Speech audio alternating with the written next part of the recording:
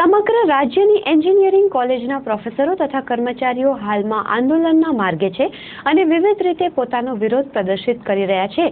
ત્યારે આજે ભુજની એન્જિનિયરિંગ કોલેજ ખાતે આજે એન્જિનિયરિંગ કોલેજના સ્ટાફને અન્યાય કરતા પરિપત્રની હોળી કરવાનો કાર્યક્રમ યોજાયો હતો, જેમાં હાજર રહેલા કોલેજના અધ્યાપકોએ પરિપત્રની હોળી કરીને પોતાનો વિરોધ નોંધાવ્યો હતો।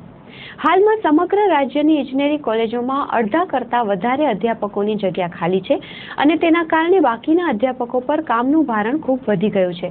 તે ઉપરાંત અન્ય અનેક મુશ્કેલીઓનો પણ કર્મચારીઓ સામનો કરી રહ્યા છે। ત્યારે આ તમામ મુશ્કેલીઓના નિવારણ માટેની માંગ સાથે આ આંદોલન શરૂ કરાયા છે।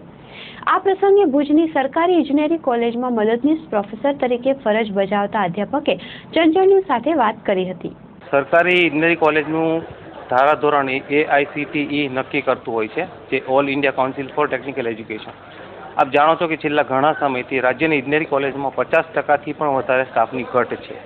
આવા સંજોગોમાં કમિશનરશ્રી ટેકનિકલ શિક્ષણ વિભાગે 7 ફેબ્રુઆરીના રોજ એક પરિપત્ર બહાર પાડીને તેમાં દરેક સ્ટાફનો વર્કલોડ વધારવા માટેનું એક ફરમાન જાહેર કર્યું, જે AICTEના નિયમોની ઉપરવટ જઈને કરવામાં આવ્યું। એટલે અમારી બધાની માગણી એ છે કે અમે AICTEના નિયમો મુજબ વર્કલોડ લેવા માટે તૈયાર છીએ।